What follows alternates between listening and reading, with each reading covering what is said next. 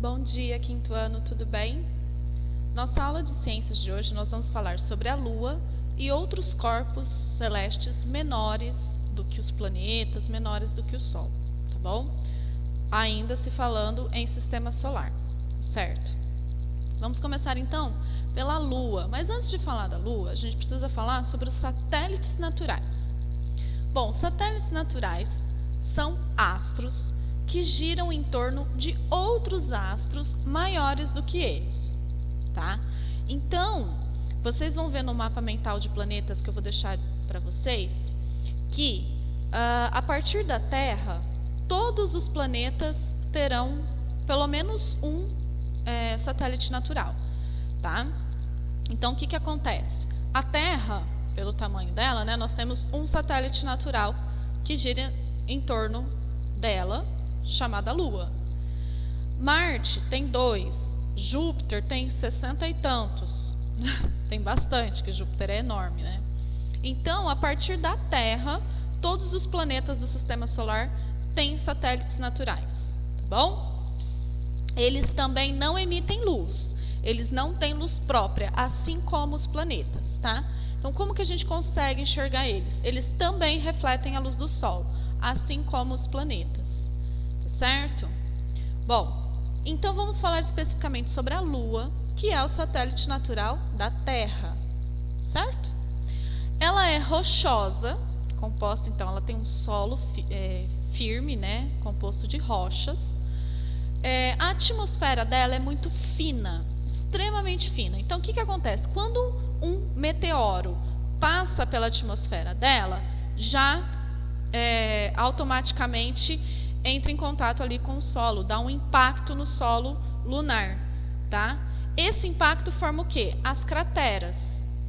A gente vai ver daqui a pouco aqui que quando um meteoro entra, por exemplo, na Terra, até ele atravessar toda a camada atmosférica da Terra, ele vai se dissipando, ele vai se desfazendo. No caso da Lua, como a camada atmosférica dela é muito fina, não dá tempo do meteoro se desfazer. Então, quando ele bate na superfície lunar, forma a cratera.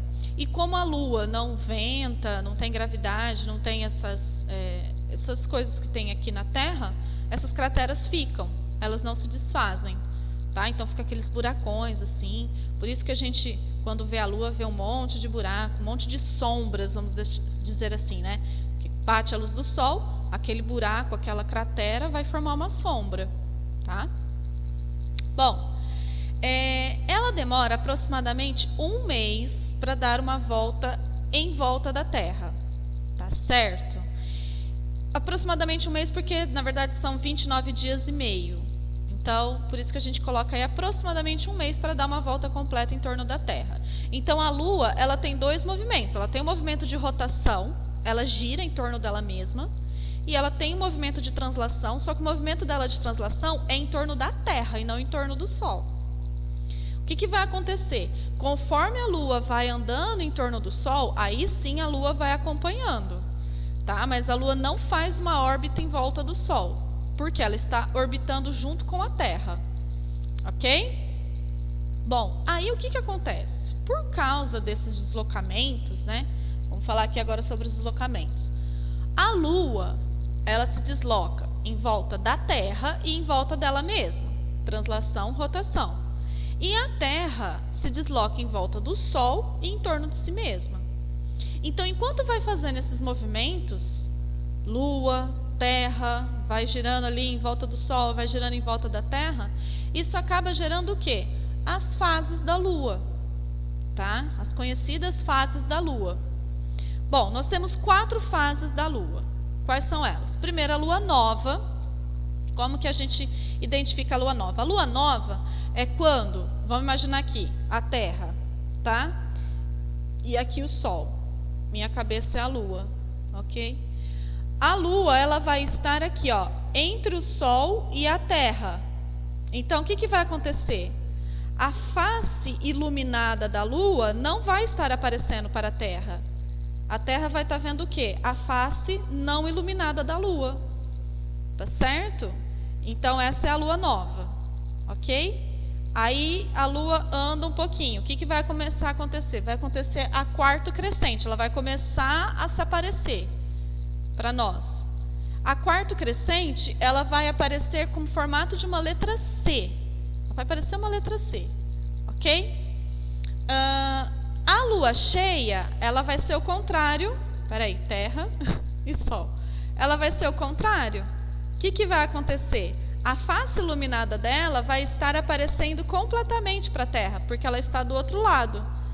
Então, o Sol vai estar iluminando completamente uma face dela e a gente vai conseguir ver, tá? Por isso a Lua cheia. E a quarto minguante. A quarto minguante, ela vai começar a diminuir de novo, porque ela já está começando a entrar na zona de sombra dela, tá? Então, a quarto minguante, ela vai parecer uma letra D. Ok? Bom, vamos falar também agora sobre outros corpos celestes que são menores do que a Lua. Vale lembrar que a Lua é 4 vezes menor do que a Terra. E a Terra já não é um dos maiores planetas do sistema solar, né? Então, vamos pensar em proporções de tamanho aí. Vamos falar então agora desses corpos celestes que são menores do que a Lua, consequentemente, menores do que a Terra. Tá bom? Bom, começando pelos cometas. Quem são os cometas? São corpos celestes compostos por poeira e gelo, tá? Então, ele é uma nuvenzinha de poeira junto com um monte de pedacinhos de gelo, ok? Eles orbitam ao redor do Sol, tá? Eles têm uma órbita ali ao redor do Sol, que não acompanha a mesma órbita dos planetas. Lembrando que os planetas não dividem a órbita deles com ninguém. O planeta ele orbita sozinho ali na própria órbita, na própria volta. Não tem ninguém ali, tá? Ele é visto, ele só consegue ser de tão pequeno, a gente só consegue ver ele com um telescópio. E mesmo assim, se ele estiver próximo do Sol. Se o cometa não estiver próximo do Sol, a gente não consegue ver ele, tá? Nem com telescópio. Porque o que acontece? Essa parte de gelo dele, quando passa ao redor do Sol, a gente sabe que o gelo, ele evapora, né? Vamos dizer assim, ele derrete, né? O gelo derrete. Quando tem esse derretimento, tem o que? A sublimação, né? Da fase sólida para o líquido. E aí, então, o que acontece, gente? Essa sublimação do gelo vai gerar uma cauda brilhante, porque a hora que ele passa ali ao redor do Sol, ele passa a uma certa velocidade, e aí vai gerando ali uma cauda brilhante. Essa cauda brilhante, que é gerada através da sublimação, é que a gente consegue, às vezes, ver aqui da Terra, tá?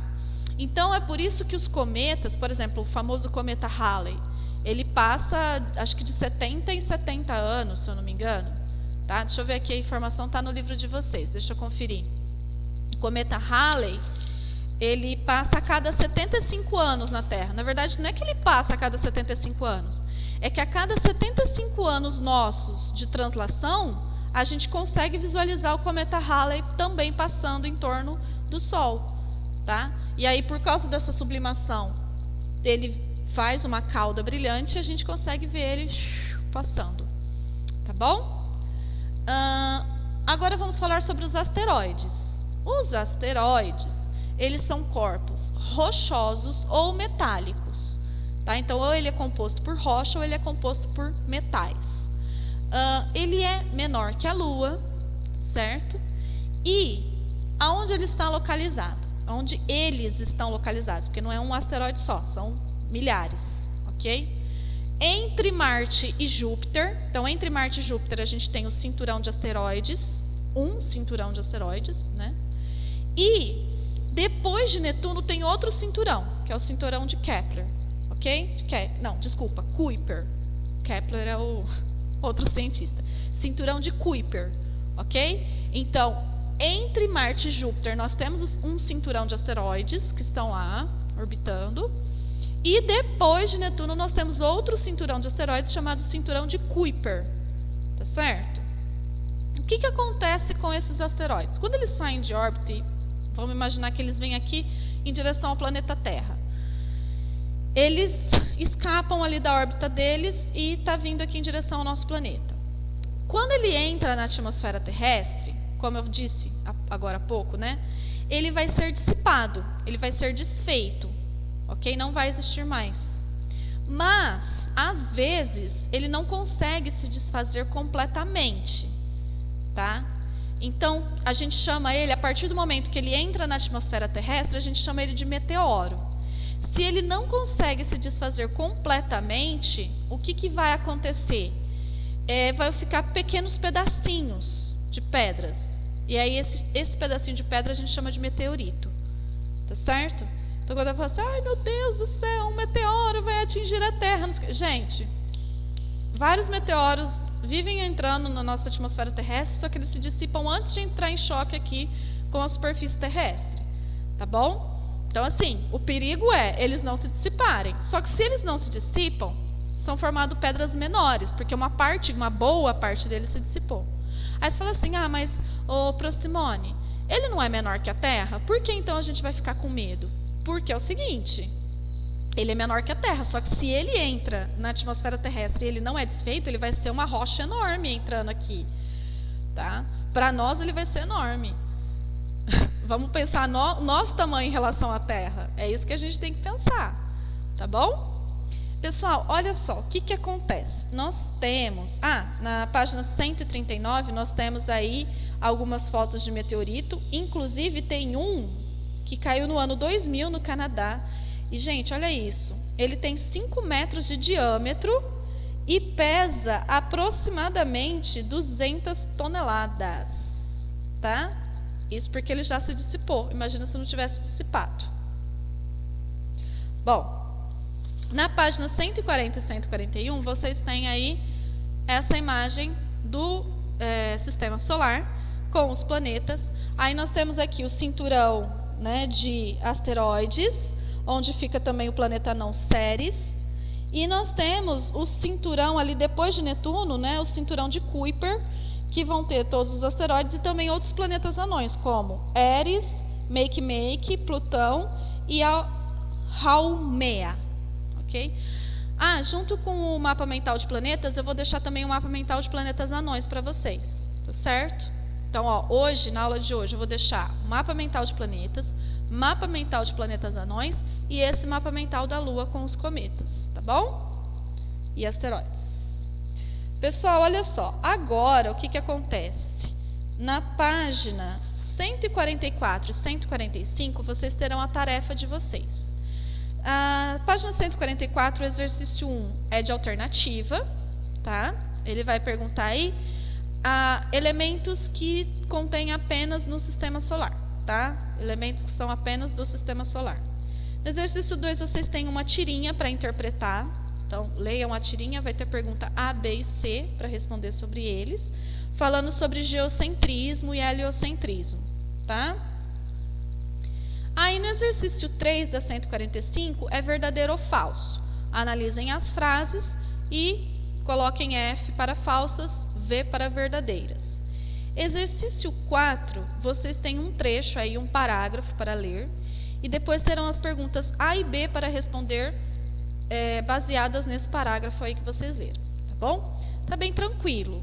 Revisem a unidade 5, aproveitem para dar uma revisada na unidade 5, porque essa aqui é a última coisa que eu tinha para trabalhar sobre a unidade 5 com vocês. Então, a gente já está aí praticamente encerrando a unidade 5. A aula que vem a gente só vai fazer mais alguns exercícios e aí a gente encerra de vez a unidade 5, tá bom? Então, aproveitem para revisar, para estudar, para não deixar acumular matéria, tá certo, galera? Então, beijos e até a próxima aula.